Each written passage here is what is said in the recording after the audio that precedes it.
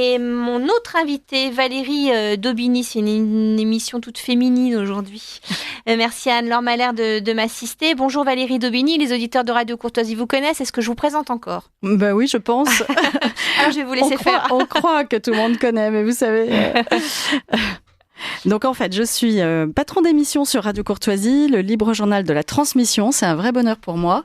Également directrice éditoriale, pilote du site 123loisirs.com qui sélectionne le meilleur de la littérature jeunesse pour des tout petits, vraiment zéro, oui, les albums jusqu'aux grands, et même après le lycée. On se rend compte qu'on nous demande de plus en plus de bons livres pour commencer pour entrer dans le plaisir de la lecture, mais plus tard. Et ça, c'est assez nouveau. Donc, nous lisons avec un comité de lecture beaucoup de nouveautés. Nous essayons de mettre en lumière ce qui parfois passe sous les radars. Et j'ai beaucoup de bonheur à faire cela depuis 2014. Le site 123 Loisirs lui-même existe depuis 2000. C'est une très belle base de données. Et voilà. Et cette année, à la rentrée scolaire, j'ai la joie d'avoir 2 livres qui, j'espère, vont être des outils pour les parents, les éducateurs, tous ceux qui ont envie de transmettre ce goût de la lecture. Et au vu de notre première partie d'émission, je pense qu'il y en a besoin. Donc, on va vous aider, chers parents, chers grands-parents, à vous orienter dans le choix des livres. D'abord, première question, et j'ai bien aimé votre approche, donc je vais vous poser la question et je pense qu'elle va découler de la même manière oralement que ce que j'ai pu lire dans ce livre qui est écrit de façon très facile et qui donne beaucoup de pistes. Est-ce qu'il y a besoin aujourd'hui, est-ce que c'était une nécessité aujourd'hui, Valérie Daubigny, que d'avoir à rappeler comment donner le goût de la lecture aux enfants ? Est-ce qu'il y a un manque aujourd'hui ou est-ce qu'il y a, du fait des tablettes ou du monde numérique dans lequel on évolue, un abandon de la lecture ? Je pense que les parents se sont toujours un petit peu posé la question, ça n'est pas nouveau, mais depuis l'avènement du smartphone entre des toutes petites mains et entre les mains de la plupart des adolescents, les parents voient bien que le temps de lecture devient peau de chagrin. Je vous fais grâce des chiffres, mais ils font dresser la tête, les cheveux sur la tête. Donc oui, il y a une sorte de reconquête. Les parents ne savent plus très bien comment prendre les choses.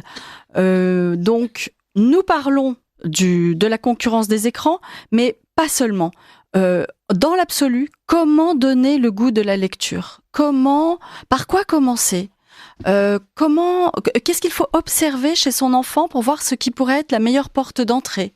Voilà. Et ça, ce que je trouve magnifique dans tout cela, c'est que derrière, il y a 1000 pistes éducatives qui vont toucher également l'éducation affective. Bien sûr, qui vont toucher des tas de points essentiels dans la transmission. Et c'est ça que j'ai essayé de mettre en valeur, à la fois pour qu'on s'appuie sur ces points, et puis pour qu'on les développe. Alors, moi, j'ai bien aimé votre premier chapitre, qui répond aussi à ma question, et vous dites, première phrase de votre livre, la lecture mobilise le corps. Oui, le corps, c'est vrai. Nous ne sommes pas là en train de parler d'un exercice d'érudition purement intellectuelle, tout est engagé dans la lecture. Et on le voit avec les tout-petits, le corps, bien sûr, essentiellement, par tous les sens.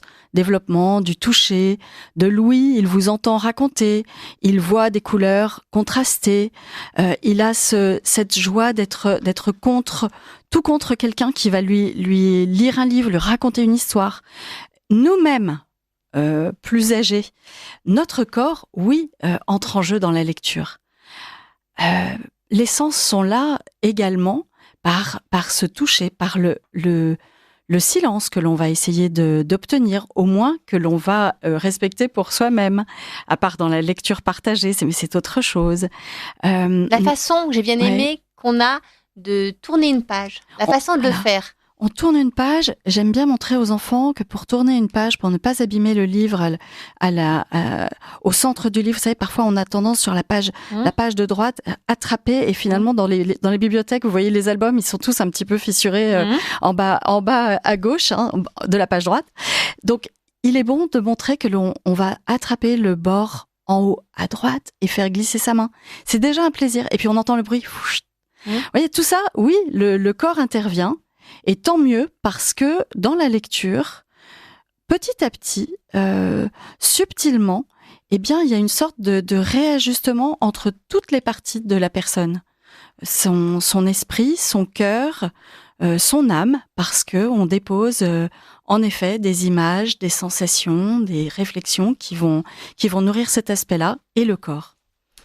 Alors, vous parlez aussi donc de ces fameuses tablettes, parce que moi-même, bien sûr, je me suis posé la question. Quand on part en vacances, on vient de partir en vacances pour les plus chanceux, on a enfin le temps de lire, mais il faut une valise pour emporter tous les livres. Enfin, tout le monde a connu ça, surtout quand on a des enfants. Donc, les tablettes ont fait leur apparition, et vous dites que la tablette numérique, alors vous la rejetez pas du tout, vous allez plus rentrer dans les détails, il faut pas raisonner par rejet, et ça, vous le faites très bien. Et j'ai bien aimé votre distinction à laquelle j'avais pas encore pensé et que je veux partager avec les auditeurs de Radio Courtoisie. Vous dites que le point d'attention, notamment relevé par des psychologues et des ergothérapeutes, réside dans la matérialisation de la temporalité, qui est inscrite dans l'épaisseur d'un livre dans lequel, en fait, on avance. Donc, vous êtes dans un chapitre, peut-être que vous avez envie de dormir parce qu'il est tard, ou alors peut-être que c'est allaitant, ou peut-être que vous avez peur, et vous êtes en train de faire bouger les pages jusqu'à la fin du chapitre pour savoir quel temps encore de lecture vous avez pour arriver au suspense ou à la chute du livre. Et cette temporalité dans les tablettes, elle n'existe pas. Alors, elle existe un peu. Vous pouvez le voir, hein. Il y a des curseurs, des chiffres, etc. Mais c'est différent parce que, effectivement, on revient à ce premier point. Le corps n'entre pas en jeu. Vous avez, Anne-Sophie, fait le geste.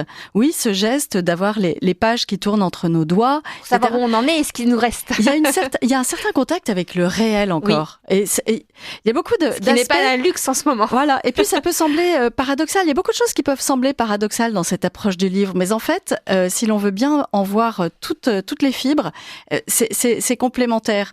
On pourrait se dire, oui, paradoxe, là, non.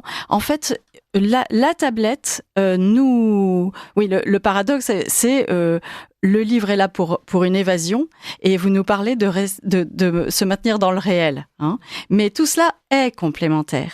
Et je pense que oui, c'est important, et ça fait partie du plaisir. Je ne fais pas partie des gens qui sont trop inquiets sur l'avenir du livre en lui-même. Et je pense qu'effectivement, le livre-objet, les tablettes ont toute leur place. La qualité visuelle, de luminosité, de confort de lecture s'améliore. On n'a pas encore tout vu, hein, ça va je vais vous dire, je connais pas les tablettes du tout. Donc parlez-nous des tablettes. En fait, je pense qu'il vaut mieux s'emparer. Si l'on veut, comme vous le dites, éviter une caisse de livres dans le coffre de la voiture. Quoique, cette caisse, elle est très importante. Je l'ai jamais évitée, mais dites-nous. Mais oui, on peut, ou alors pour lire dans les transports en commun. Je parlais des grands, les personnes qui sont après le lycée, même les jeunes professionnels. Certains se remettent dans les classiques grâce aux liseuses. Donc non, ne pas les rejeter, mais ne jamais rien exclure. Ne pas exclure le livre. Y revenir, en avoir chez soi. Parce que toute cette dématérialisation, elle a des conséquences profondes en nous. Tout ça, pour le coup, les psychologues le disent. Cette dématérialisation, elle nous met à distance de beaucoup d'émotions aussi, hein. Donc, si on utilise une liseuse partiellement, ponctuellement, de temps en temps, il ne faut pas pour autant négliger la bibliothèque qu'on a dans sa maison, qui est comme un petit foyer, comme une cheminée, comme un lieu. Et moi, j'encourage beaucoup les parents là en ce début d'année à peut-être revoir l'agencement des pièces communes dans la maison, et de créer un petit coin vraiment agréable. Là, les températures vont baisser, profitons-en, on ressort des matières un peu chaudes, et un coin où l'on va pouvoir s'isoler, mais pas complètement, pour lire. Ça peut être un point d'appui, une petite nouveauté pour cette rentrée qui peut déclencher quelque chose chez les enfants. Alors, pour en finir avec le concurrent que peut être le numérique et le livre, vous faites aussi tout un paragraphe, un chapitre sur nos enfants et la concentration. Vous parliez d'isolement, bien relatif, hein, on va y revenir, mais vous êtes dans votre livre, vous n'avez normalement pas de notification, et on constate, en tout cas les pédopsychiatres depuis quelques années, du fait de l'avènement aussi du numérique, un problème de concentration de nos enfants qui peut être vu comme un frein à la lecture en tout cas. Alors, frein à la lecture, et pourquoi la liseuse est-elle meilleure que une tablette sur laquelle on va avoir aussi les réseaux sociaux, etc. C'est bien sûr qu'on n'a pas de notification. C'est ça la différence essentielle. La concentration, je pense que nous, tous, quel que soit notre état de vie, notre âge, nous pouvons nous demander dans quelle mesure nous avons changé. Moi, je pense que, personnellement, j'ai changé. J'ai beaucoup plus de mal à rester longtemps sur un écrit. J'ai besoin de partir ailleurs pour mieux revenir. Vous voyez, ça nous a changé. Imaginons ce que cela a produit sur de jeunes cerveaux qui n'avaient pas acquis tout ce que nous avons acquis, nous, comme habitudes, bonnes habitudes. On a cette tendance à avoir toujours une part d'éveil, voire plusieurs canaux en éveil en même temps. Ce qui est très intéressant dans l'étude du Centre national du livre Ipsos, étude qui est faite tous les ans sur les enfants et la lecture, il y a l'un des points d'attention, c'est les enfants et les jeunes qui, de plus en plus, même lorsqu'ils lisent, font autre chose en même temps. Hein, donc c'est pas simplement, ils n'écoutent pas Mozart en même temps. Hein. Parfois ils ont aussi une petite fenêtre qui est en train de dérouler la fin d'une série. En même temps, je suis une conversation sur un fil. En même temps, vous voyez, cette dispersion, elle est catastrophique pour la concentration que nécessitera l'étude supérieure, que nécessite le don que l'on fait. Vous voyez, c'est une question de don aussi. Vous disiez dans une autre émission, pardon Valérie, mais j'avais bien aimé Le goût de l'effort, un livre, ça se mérite. Oui, ça se mérite. C'est pas à la mode, le goût de l'effort. Hein. Non, c'est pas à la mode, mais ce fruit que l'on va cueillir parce que l'on aura pris le temps d'entrer dans une intrigue. Dans un roman, on ne nous... J'allais dire balance, c'est pas très joli, mais on ne nous donne pas la clé immédiatement. Évidemment, c'est ça le plaisir. Et même se mettre dans un livre au départ, je dis toujours à mes enfants, mets-toi dans le livre, il y a les 50 premières pages, bof, personne n'aime commencer un livre. Il y a un petit contexte. Les livres pour enfants, en général, sont bien faits. Vous entrez assez vite dans l'intrigue, mais pas dans la résolution, évidemment. Et donc, ce fruit du plaisir de saisir la fin, mais comment ça va se finir? Si c'est un roman policier, rompre le suspense, évidemment. Ce fruit va se cueillir avec l'effort. Et c'est une très bonne... Alors, c'est peut-être pas la première chose à dire à son enfant. Hein, prends un livre, ça va te développer. Mais nous savons par derrière que nous allons cueillir ce fruit, voilà. Si tout va bien. Alors, une phrase que j'ai déjà pensée, Valérie Daubigny. Il a un livre entre les mains, c'est déjà un miracle. Vous m'avez fait rire. Il y a du vécu. Je ne vais pas en plus aller mettre mon nez dans ce qu'il lit. Je l'avoue humblement, je l'ai pensé déjà. Ça ne m'étonne pas parce que, en fait, je suis partie pour construire ce livre.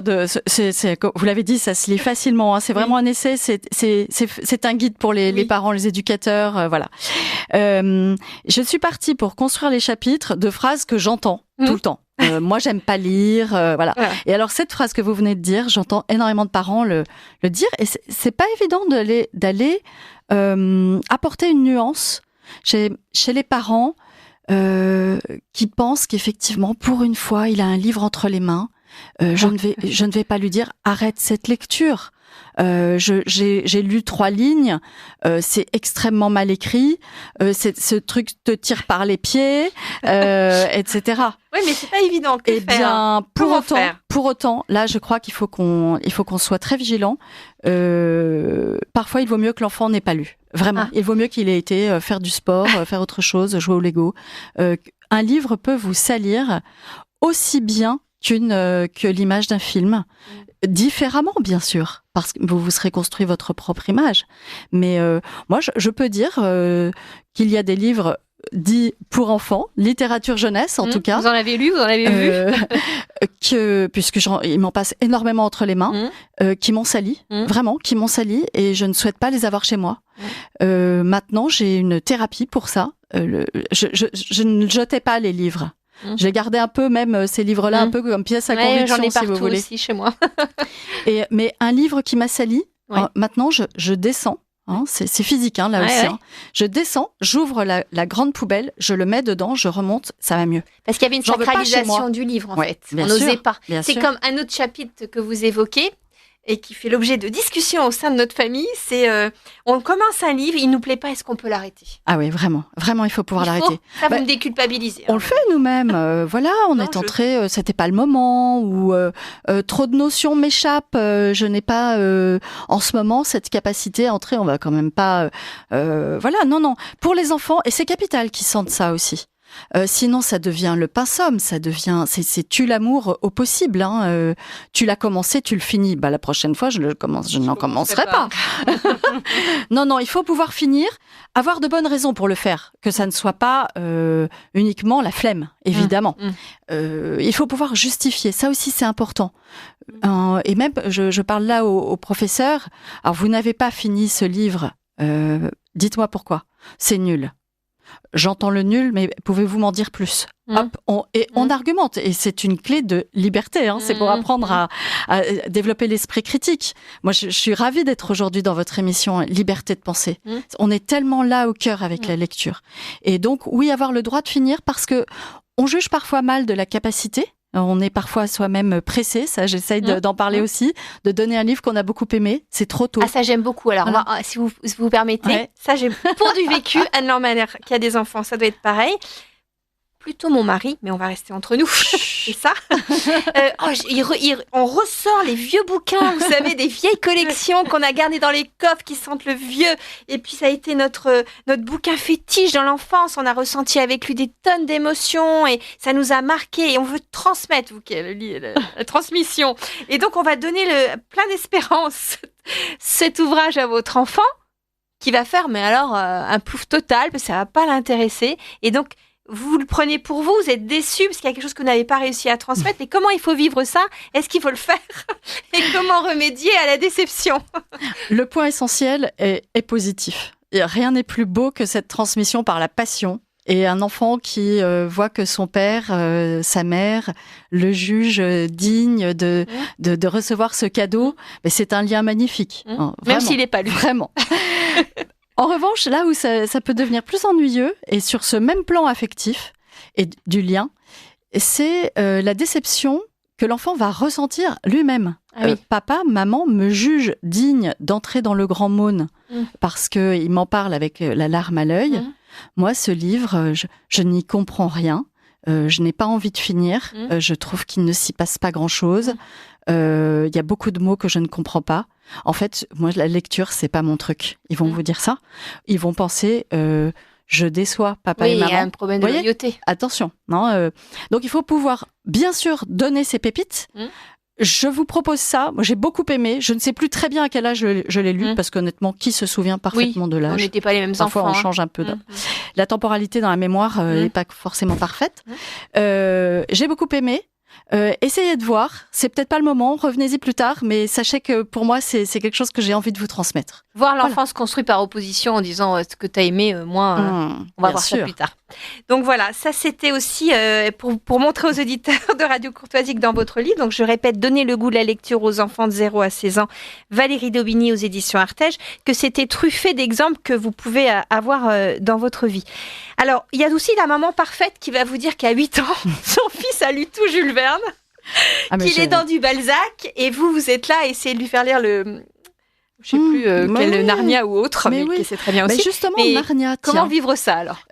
Sur les réseaux sociaux où je me promène beaucoup pour voir un petit peu quels sont les besoins, les soifs, cueillir des bonnes idées aussi. Hein, c'est de la veille. Je justifie ma présence devant les écrans.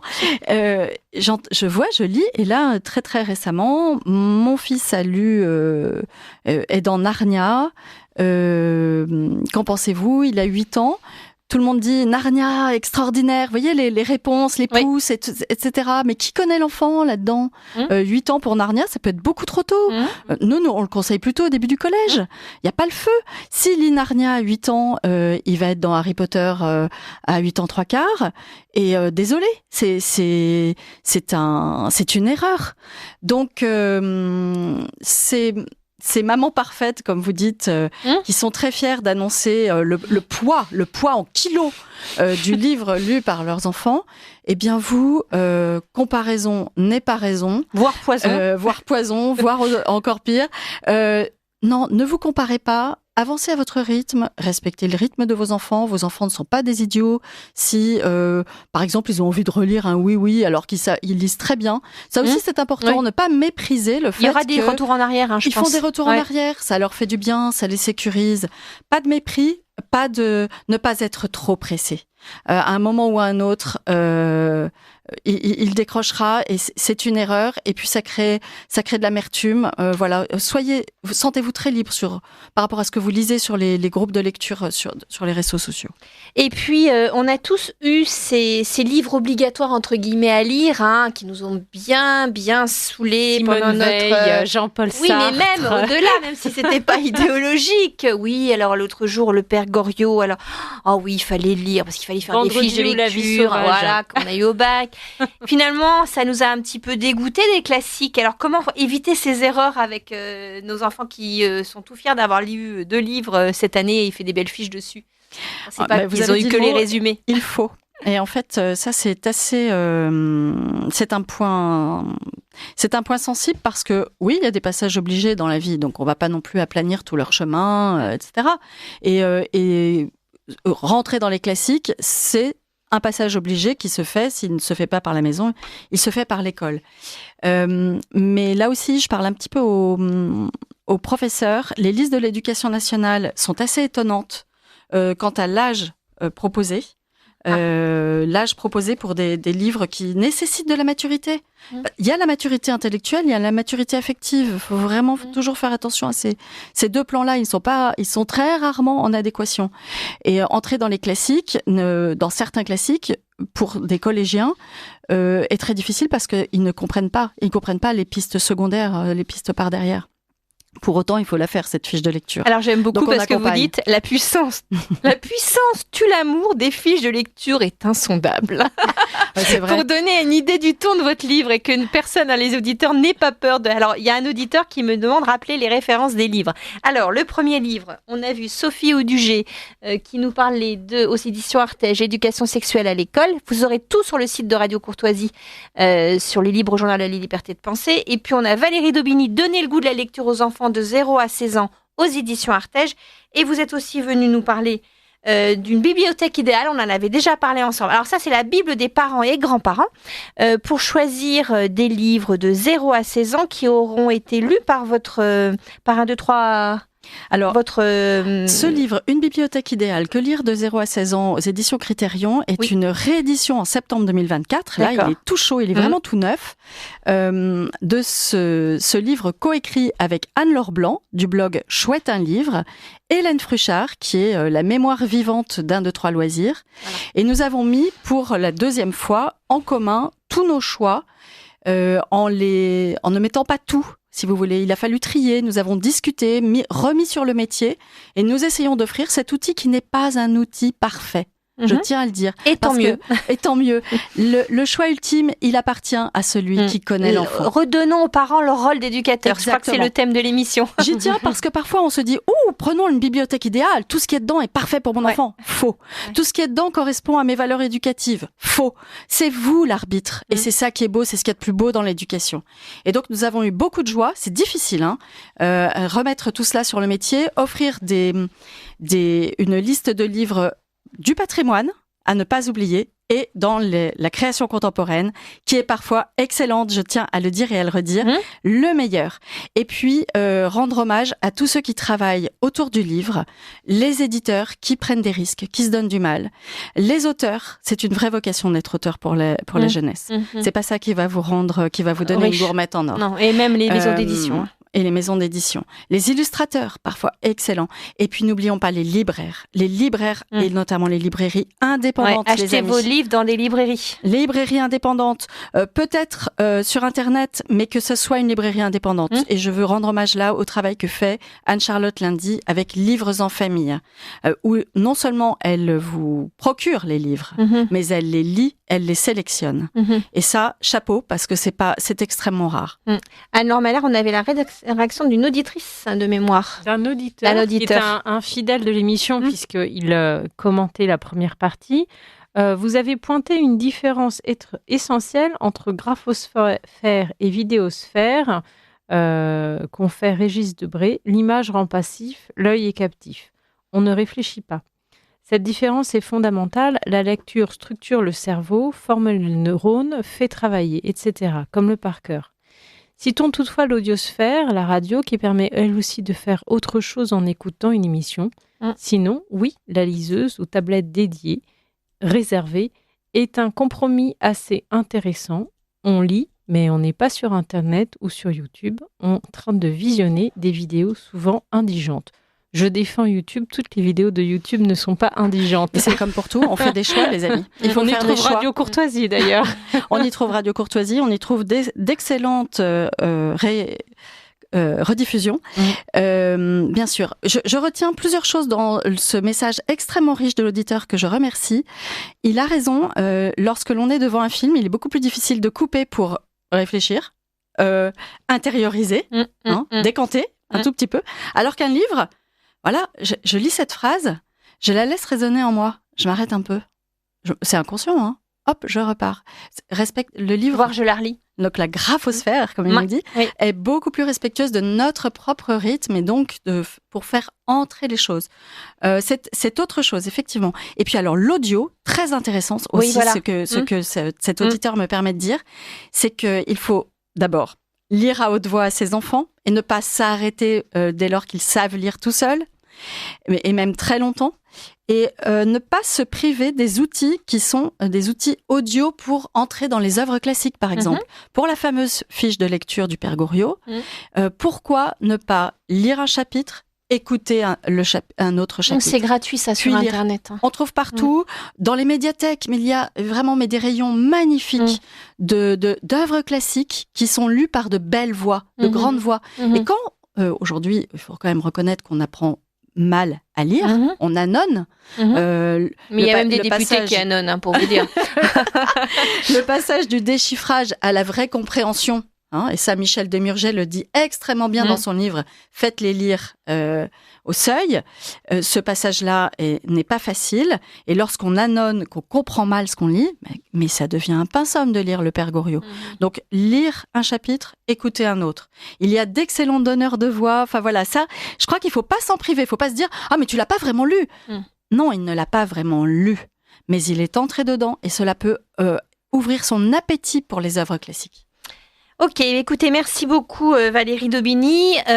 Si on avait un dernier conseil à donner aux parents, en tout cas pour donner le goût de la lecture aux enfants, en 3 minutes, c'est Benoît qui me fait le signe, est-ce qu'il y a des enfants qui n'aiment pas lire, que c'est un décret, que ça reste toute la vie, ou est-ce que... Très dommage ce décret, c'est un de mes chapitres, je n'aime pas lire. Je pense qu'en fait, on n'a pas encore proposé à l'enfant quelque chose qui correspond à son goût, à ce qu'il est. Voilà, on est tous différents, Deo gratias. Et surtout, il faut élargir les choix en matière de genre littéraire. Ne pas se cantonner au roman. La lecture d'un documentaire, je n'exclus absolument pas les bandes dessinées, mais on ne s'enferme pas dans un genre. Les nouvelles, ça je montre bien. Bande dessinée, manga, non, je ne suis pas du tout hostile, mais on ne s'enferme pas, on ne se laisse pas manger. Mais proposons, et vous le dites, la nouvelle. Pour un collégien qui a du mal à lire, dans la nouvelle, qui est une flèche traçante, il peut trouver ce goût. Soyons inventifs avec les enfants qui disent « je n'aime pas lire ». Soyons inventifs, et c'est une manière de leur manifester une attention particulière. Et là aussi, c'est l'un des meilleurs ingrédients pour transmettre. Mais écoutez, merci beaucoup Valérie Daubigny. Donc je rappelle les œuvres que nous avons eu le plaisir de présenter aujourd'hui, qui vous concernent, Valérie Daubigny. Donner le goût de la lecture aux enfants de 0 à 16 ans, aux éditions Artege. On rappelle votre comité de lecture et le site 123loisirs.com. Comme ça, nos auditeurs pourront aller y jeter un œil et y trouver de bonnes idées pour donner le déclic, le goût de la lecture aux enfants. Et pas que d'ailleurs, parce que et j'aime bien le 0 à 16 ans, parce que quand un enfant naît, on peut, même avant d'ailleurs, lui raconter des histoires. On reprend également, on en avait parlé déjà dans cette émission, une bibliothèque idéale que vous avez remis au goût du jour, qui est sortie là aux éditions Critérion, Que lire aussi de 0 à 16 ans. Et c'est un guide à l'usage des familles, des écoles et des bibliothèques. Vous retrouverez toutes ces références sur le site Radio Courtoisie au chapitre du le libre journal de la liberté de penser que vous avez merveilleusement illuminé. Merci beaucoup Valérie Laviné de votre temps. Merci Anne-Laure Malher. Je vous en prie. Et à très bientôt à nos auditeurs de Radio Courtoisie et du libre journal de la liberté de penser. À dans 4 semaines.